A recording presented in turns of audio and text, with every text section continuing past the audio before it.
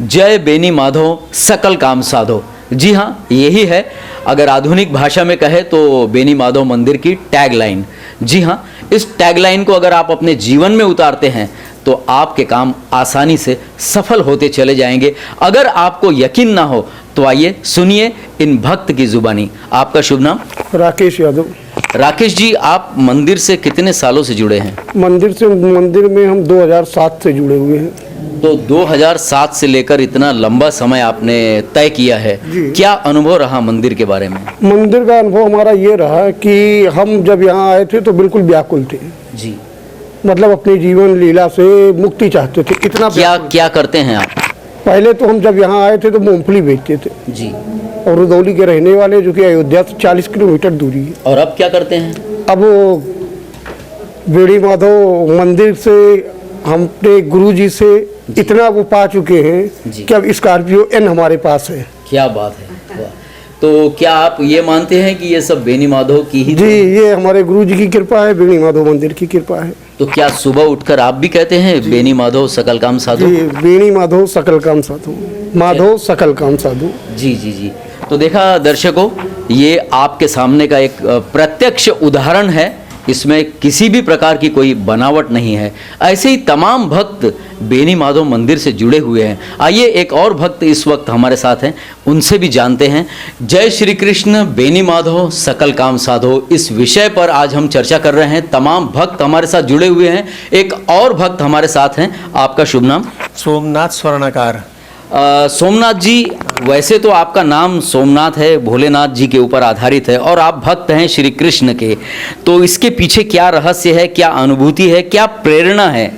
प्रेरणा ये है कि मेरा बचपन यहीं से गुजरा है जी। और मैं बचपन से ही माधव जी का प्रेमी रहा हूँ जी। और भोलेनाथ के नाम की बात अलग है, ये तो नाम की बात है जी। इस हिसाब से तो मैंने सारे जितने आपके ज्योतिर्लिंग हैं सबके दर्शन भी हो चुके हैं जी। और माधव जी का हमारे पर विशेष कृपा, जब भी मुझको मानसिक अशांति होती है तब यहाँ मुझको भरपूर शांति की अनुभूति होती है। उसमें कहीं से भी कोई कमी नहीं है और ये हकीकत है। जब जब मैं परेशान हुआ हूँ या मानसिक असंतुलन कुछ हुआ है तो मुझको यहाँ से बहुत ताकत मिली है।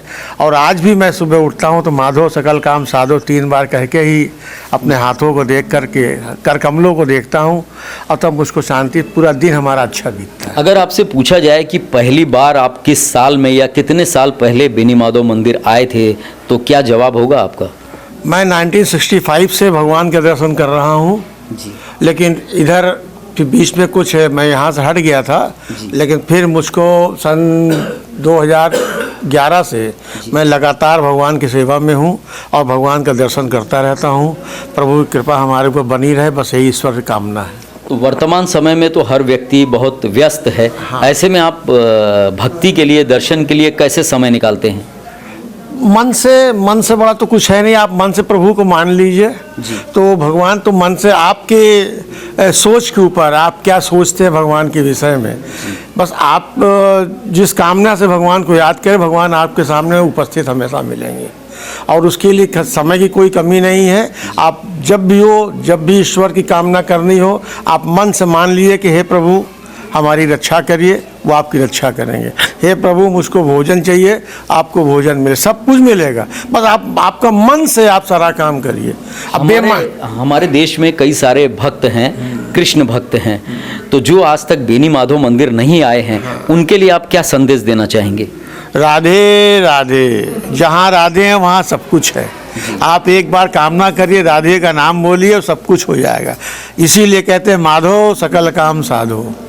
आप जिस दिन आप माधव के शरण में आ जाएंगे आपके सारे काम निष्कंटक दूर हो जाएंगे, सारी परेशानियां आपकी दूर हो जाएंगी, कभी आपको कोई दिक्कत नहीं होगी। आप एक बार उनको अपने दिल से मान कर देखिए, अपने मन में बैठा कर देखिए, तो कम से कम जिस दिन आप उनको अपने मन में बैठा लेंगे सारी समस्याएं आपके समाधान हो जाएंगी। चलिए, आपने हमसे बातचीत की, बहुत बहुत धन्यवाद। माधव सकल काम साधो, इस विषय पर आज हम आपसे रूबरू हो रहे हैं और यहाँ तमाम भक्त हैं जो अपनी जीवन की सुखद यादें हमसे शेयर कर रहे हैं। ऐसी ही एक बहन हमारे साथ इस वक्त है। आइए जानते हैं उनके जीवन में क्या रहस्य हुआ या क्या परिवर्तन हुआ बेनी माधव मंदिर की शरण में आने के बाद। आपका शुभ नाम? सौम्या चतुर्वेदी। तो सौम्य जी, हमारे दर्शकों को ये बताएं कि बेनी माधव मंदिर से जुड़ने के बाद आपके जीवन में क्या परिवर्तन हुआ और कैसे कैसी घटनाएं हुई जो आपको आज तक याद हैं? मेरे लाइफ में बहुत ज़्यादा संघर्ष था। मतलब एक छोटी सी उम्र में, अभी मेरी ज़्यादा एज नहीं है, 25 है।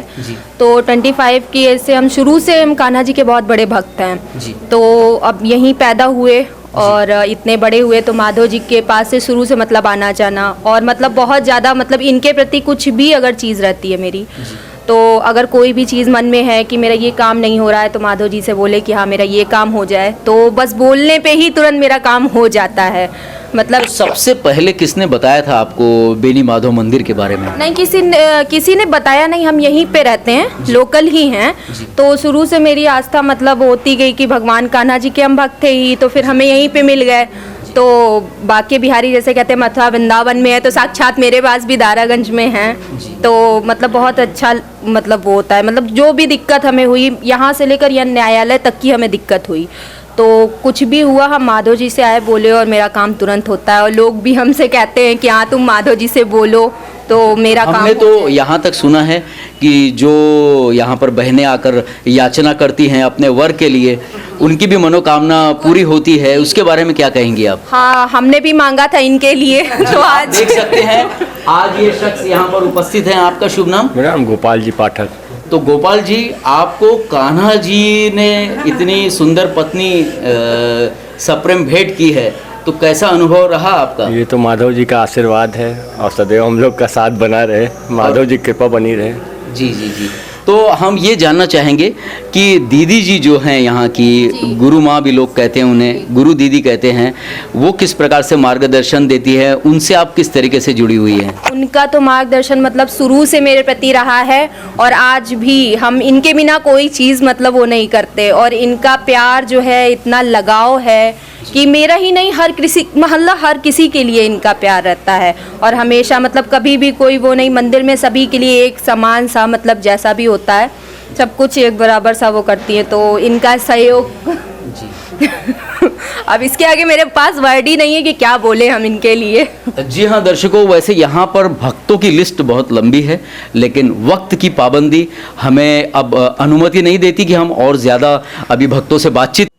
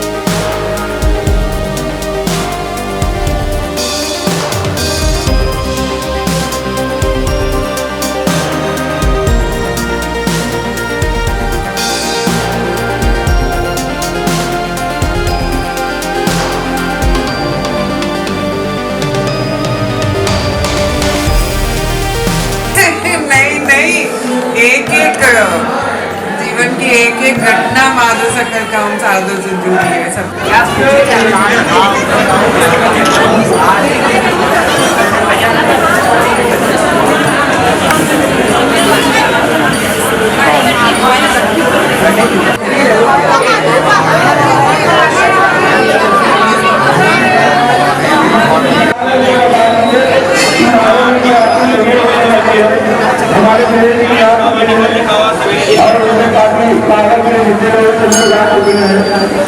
रात्रि 8 बजे महाआरती का आयोजन रात्रि 8 बजे होगा। उसके पश्चात महाप्रसाद का भी आयोजन है। सभी लोग महाप्रसाद लेके जाएंगे। कल शाम 4 बजे से भंडारे का भी आयोजन है। सभी लोग भंडारे का प्रसाद जरूर लीजिएगा।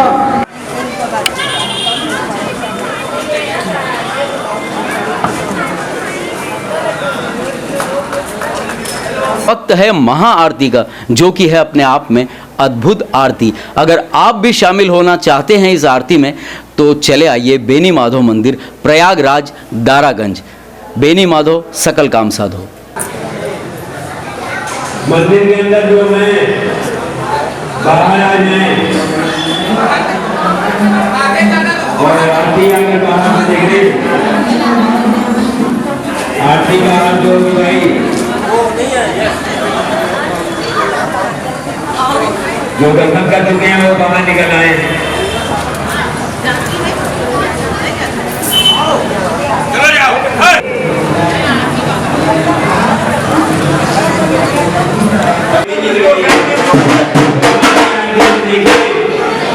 बेड़ी माधव जी का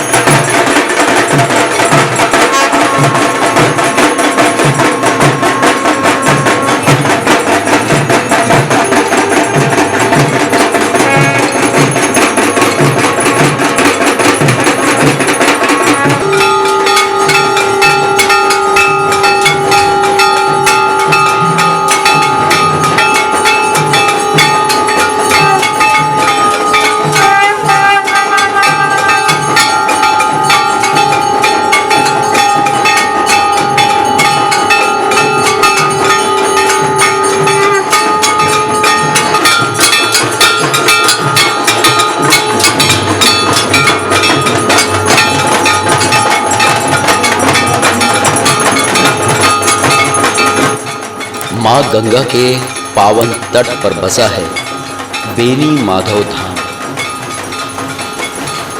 जी हाँ, गंगा माँ का वो तट जो कि स्थित है प्रयागराज में। प्रयागराज को कहा जाता है कि वो तीर्थों का राजा है। यही वो स्थान है जहां गंगा, यमुना और सरस्वती का संगम होता है।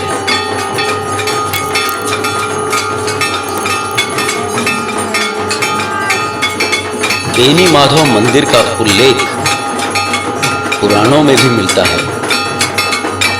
कहते हैं मंदिर का महत्व इतना है कि जो भक्त एक बार बेनी माधव मंदिर आ जाता है, अवश्य ही माधव उसे दोबारा भी आमंत्रित करते हैं अपने दर्शनों के लिए। ये आमंत्रण होता है भक्ति का, ये आमंत्रण होता है हृदय का।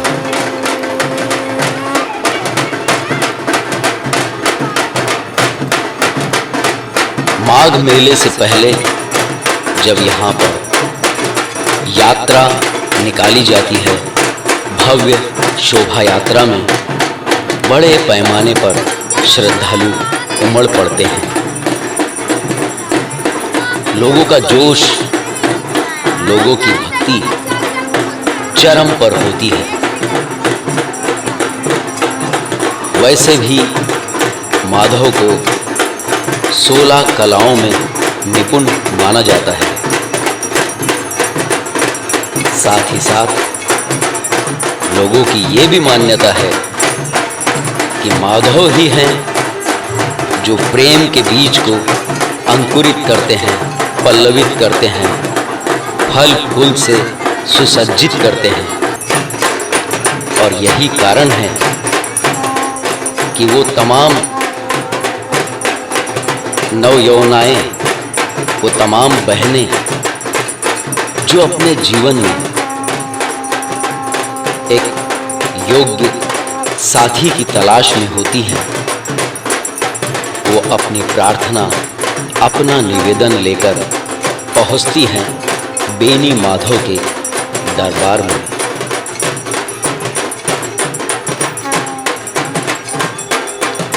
बात चाहे भौतिक जगत की हो या फिर आध्यात्मिक जगत की, जिसकी जैसी भावना होती है माधव उसे वैसा ही फल प्रदान करते हैं। जो भक्त भक्ति का निवेदन लेकर आते हैं, माधव उन्हें अपनी भक्ति प्रदान करते हैं। और वो लोग जो सांसारिक जीवन में सफलता पाना चाहते हैं, जब वो अपनी कामना लेकर पहुंचते हैं तो माधव उन्हें भी निराश नहीं करते। प्रयागराज का ये बेनी माधव मंदिर जो कि दारागंज में स्थित है, बड़ा ही सुंदर, बड़ा ही भव्य है। आज से कई वर्ष पूर्व यहाँ के गुरुवर जब इस मंदिर की देखभाल किया करते थे, तब ऐसे प्रतीत होता था कि जैसे उनका शरीर स्वयं एक मंदिर बन गया हो। उनकी तन्मयता, उनकी भक्ति, उनकी लगन देखते ही बनती थी। अपने जीवन काल में गुरुजी ने कई ग्रंथों को भी लिखा और आज वो ग्रंथ प्रतीक्षारत हैं प्रसिद्धि के लिए कि कोई उनका योग्य शिष्य अवश्य ही उसका पठन करेगा और उसकी ख्याति दुनिया के अनेकों भक्तों तक पहुंचेगी। गुरुवर के सपनों को साकार करने के लिए वर्तमान समय में यहाँ की महंत संत गुरु दीदी ने जो समर्पण, जो निष्ठा, जो भक्ति और सेवा भाव दिखाया है, उसकी मिसाल शायद ही कहीं मिले। गुरु के पद चिन्हों पर चलते हुए पूज्य दीदी ने अपने जीवन को कृतार्थ किया। शिक्षा के जगत में कार्यरत रहकर आज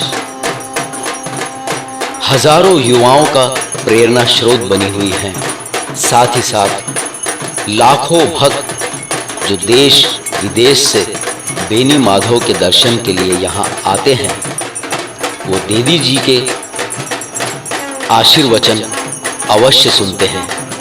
दीदी जी के आशीर्वचन, उनका सानिध्य, उनका स्पर्श और उनका आशीर्वाद जो पाता है, अपने आप को धन्य समझता है। वैसे तो माघ मेला प्रत्येक वर्ष लगता है, इसलिए अगर आप इस बार बेनी माधव मंदिर नहीं आ पाए हैं तो माधव ये अवसर आपको पुनः देंगे। आप चाहें तो पूरे वर्ष में कभी भी एकादशी के दिन या गुरुवार के दिन विशेष दर्शनों के लिए बेनी माधव मंदिर आ सकते हैं। और मंदिर आने के लिए सबसे आसान तरीका है वो संपर्क सूत्र जो हम इस समय हमारे चैनल के ऊपर आपके लिए दर्शा रहे हैं। आप दर्शाए हुए नंबरों पर फोन कर सकते हैं, संपर्क कर सकते हैं, अभिषेक करवाने के लिए निवेदन दे सकते हैं, अग्रिम बुकिंग कर सकते हैं और अपनी सेवाओं को रजिस्टर्ड कर सकते हैं। अगर आपके जहन में कोई सवाल हो या आप पूज्य दीदी से मिलना चाहते हो तो उसके लिए भी आपको अनुमति लेना आवश्यक है और आपकी सुविधा को देखते हुए ही संपर्क नंबरों की व्यवस्था हमने जारी की है, जिससे आप तमाम तरीके के मार्गदर्शन पा सकते हैं या किसी प्रकार का कोई सहयोग अगर आप देना चाहते हैं तो उसके लिए भी सदैव ये टेलीफोन लाइंस खुली रहती हैं, जहां आप चाहें तो फ़ोन कर सकते हैं, अगर आप चाहें तो SMS कर सकते हैं या फिर WhatsApp के माध्यम से भी आप बेनी माधव मंदिर में जुड़ सकते हैं। बेनी माधव मंदिर की तरफ से हमारा चैनल यही कामना करता है कि आपके जीवन के सारे वो कार्य जो रुके हुए हों शीघ्रातिशीघ्र पूरे हो जाएं। और अगर किसी प्रकार की बाधा आपके मन में हो तो आप बेनी माधव मंदिर आकर एक सूखा नारियल लेकर उस पर कलावा लपेटकर और एक सूक्ष्म दक्षिणा रखकर उनसे निवेदन कर दीजिए, प्रार्थना कर दीजिए और दुनिया की सर्वोच्च अदालत जो कि माधव की अदालत है, वहां पर अपनी अर्जी लगा दीजिए। बस आपका काम हो गया, क्योंकि इसके बाद बारी है माधव की, जिम्मेदारी है माधव की, वही आपका काम पूरा करेंगे। ऐसा विश्वास लेकर जब आप चले जाते हैं और प्रतिदिन माधव सकल काम साधो ऐसा माधव से निवेदन करते हैं तो कई भक्तों ने बताया है कि वो कार्य अवश्य पूर्ण हो जाता है। हमारा भी यही निवेदन है कि समय निकालकर आप अपने जीवन काल में एक बार प्रयागराज के दारागंज स्थित बेनी माधव मंदिर में जरूर पधारें और माधव का आशीर्वाद मिले। माधव सकल काम साधु।